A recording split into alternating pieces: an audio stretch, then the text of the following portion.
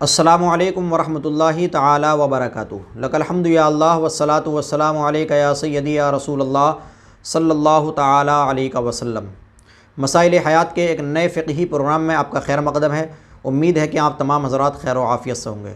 دوستو، آج میں آپ کے سامنے ایک مسئلہ لے کر کے حاضر ہوا ہوں۔ بہت اہم مسئلہ اور ضروری مسئلہ ہے، جو کہ حافظ غلام یاسین مراد آباد سے سوال کیا ہے انہوں نے، حافظ غلام یاسین صاحب نے۔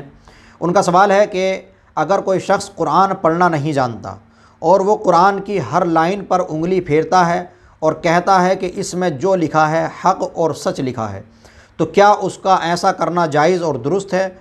اور دوسرا سوال ہے اسی کے متعلق کہ کچھ لوگ جن کو قرآن نہیں پڑھنا آتا، وہ قرآن کو ہاتھ بھی لگانا نہیں چاہتے، کہتے ہیں کہ ہم کو پڑھنا ہی نہیں آتا تو ہاتھ میں لے کر کیا فائدہ؟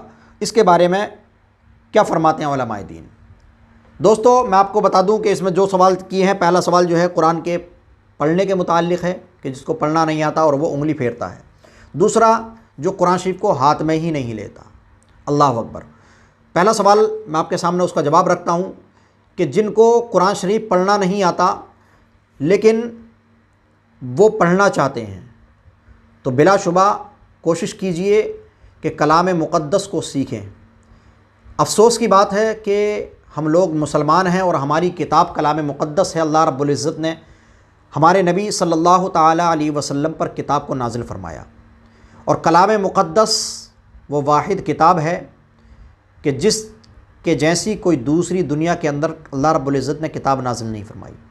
دیگر کتابیں اللہ رب العزت نے نازل فرمائی، توریت، زبور، انجیل اور اس کے علاوہ بھی دیگر صحائف نازل فرمائے، لیکن جو مقام و مرتبہ اللہ رب العزت نے کلام مقدس کو عطا فرمایا، وہ مقام و مرتبہ کسی دوسری کتاب کو نہیں عطا فرمایا ہے۔ دوستوں، میں آپ کو بتا دوں کہ کلام مقدس آج بھی جس طرح سے آج سے 1400 سال پہلے نازل ہوا تھا، آج بھی ویسا ہی موجود ہے، اور انشاءاللہ قیامت تک ویسا ہی رہے گا۔ کوئی تبدیلی اس میں نہیں کر سکتا۔ اب کلام مقدس کی یہ خاصیت ہے کہ اس کو صرف پڑھنا ہی عبادت نہیں ہے یا پڑھنا ہی ثواب نہیں ہے، بلکہ اس کو چھونا، دیکھنا اور اس پہ یقین کرنا، اس کے احکامات پر یقین کرنا اور اس پر بھروسہ کرنا، اس کو ماننا، یہ بھی عبادت ہے۔ اور کلام مقدس کی ہر آیت، ہر لفظ کو حق اور سچ جاننا، یہ ایمان کا جز ہے۔ اگر کوئی شخص کلام مقدس کے کسی ایک لفظ کا بھی انکار کر دے تو وہ انسان مومن نہیں رہتا۔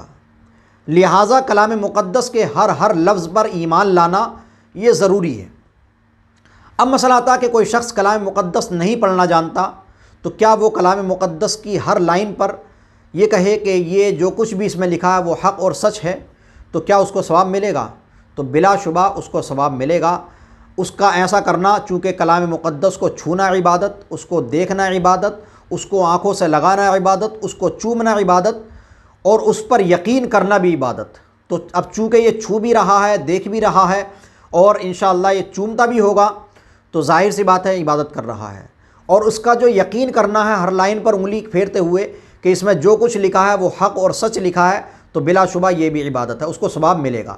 لیکن میرے پیارے، افسوس یہ ہے کہ ہم مسلمان ہیں، مسلمان کہلاتے ہیں اور ہم شریعت اسلامیہ کو ماننے والے ہیں۔ کلام مقدس ہمارے نبی صلی اللہ تعالیٰ علیہ وسلم پر نازل ہوا اور ہم کلام مقدس کو مانتے ہیں، ہمارے گھروں میں رکھا ہوا ہے۔ لیکن بڑے افسوس کی بات ہے کہ ہمارے مذہب کی کتاب ہم ہی کو نہیں پڑھنی آتی۔ میرے دوستو، بلا شبہ یہ پڑھنا یا اس طرح سے کرنا ثواب ہے، اس میں کوئی حرج نہیں، کوئی دو رائے نہیں۔ لیکن یہ بڑے افسوس کی بات ہے کہ ہم مسلمان ہو کر کے کلام مقدس کو پڑھنا نہیں جانتے۔ اس لیے میرے پیارے، کلام مقدس پڑھنا ضرور سیکھیں۔ کلام مقدس جو ہے کم سے کم روزانہ تھوڑا بہت 1-2 رکوع، جتنا میسر ہو 1-2 پارہ، زیادہ سے زیادہ کوشش کریں کہ کلام مقدس کی تلاوت کیا کریں، جتنا ہی میسر ہو۔ کلام مقدس جن لوگوں کو پڑھنا نہیں آتا ہے، میں ان سے گزارش کرتا ہوں، مؤدبانہ اپیل کرتا ہوں کہ براہ کرم وہ کلام مقدس کو پڑھنا سیکھیں۔ اپنے امام صاحب کے پاس جا کر کے، کسی مولانا کے پاس جا کر کے، کسی کے پاس بھی جا کر کے کلام مقدس کو صحیح پڑھنا سیکھیں۔ اور ایک چیز یہ کہ آپ لوگ یہ سوچتے ہو کہ عمر گزر گئی ہے، ہم تو بڑے ہو گئے ہیں، کلام مقدس اب کیسے پڑھیں، شرم آتی ہے، تو میرے پیارے کلام مقدس ہے، کلام مقدس کو پڑھنے میں کوئی شرم نہیں، اور تعلیم حاصل کرنے کی کوئی عمر نہیں ہوتی ہے، اور کلام مقدس پڑھنے میں تو شرم ہی نہیں ہے، بلکہ میں تو یہ کہتا ہوں کہ کلام مقدس کو کسی بھی عمر میں نہیں چھوڑنا چاہیے۔ جب بھی آپ کو اللہ رب العزت توفیق بخش رہا ہے تو آپ اس کو پڑھیے، اور جب بھی آپ کو اللہ رب العزت موقع میسر فرما رہا ہے تو بلا شبہ اس کو پڑھیے کلام مقدس کو، اور سیکھیے اس کو، کلام مقدس کو زیادہ سے زیادہ اس پر عمل کیجیے، اور کوشش کرنی چاہیے ہر انسان کو، ہر مسلمان کو کوشش کرنی چاہیے کہ اس کو کلام مقدس پڑھنا آتا ہو، سمجھے۔ دوسرا سوال جو ہے کہ ایک شخص ہے جو ہاتھوں سے بھی چھونا نہیں چاہتا کلام مقدس کو، اس کو پڑھنا نہیں آتا، تو وہ شخص کہتا ہے کہ جب پڑھنا نہیں آتا تو اس کو ہاتھ میں لے کر کے چھو کر کے کیا فائدہ۔ تو میں نے جیسا کہ ابھی بتایا کہ کلام مقدس کو چھونا، چومنا، ہاتھوں سے لگانا، آنکھوں سے لگانا، دیکھنا، یہ تمام چیزیں عبادت ہیں، کلام مقدس کی خصوصیات میں سے ہیں۔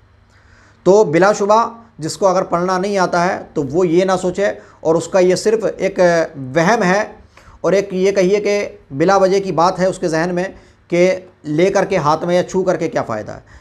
کوشش کیجئے کہ پڑھیے کلام مقدس کو، اور اگر نہیں پڑھنا آتا ہے تب سیکھیے، اور جب تک نہیں سیکھ رہے ہیں یا نہیں سیکھ پائے ہیں تب تک جو ہے کلام مقدس کو یہ نہ سوچیں کہ اب اس کو پڑھ کر کے یا اس کو ہاتھ میں لے کر کے کیا فائدہ۔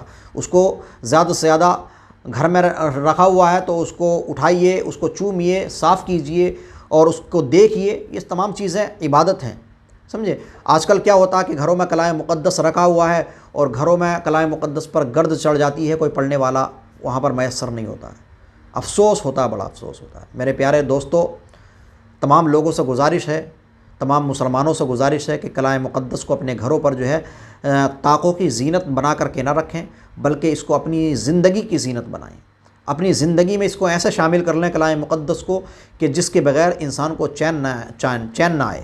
اس طرح سے کلام مقدس کو اپنی زندگی میں شامل کر لیں اور اس کی زیادہ سے زیادہ تلاوت کریں۔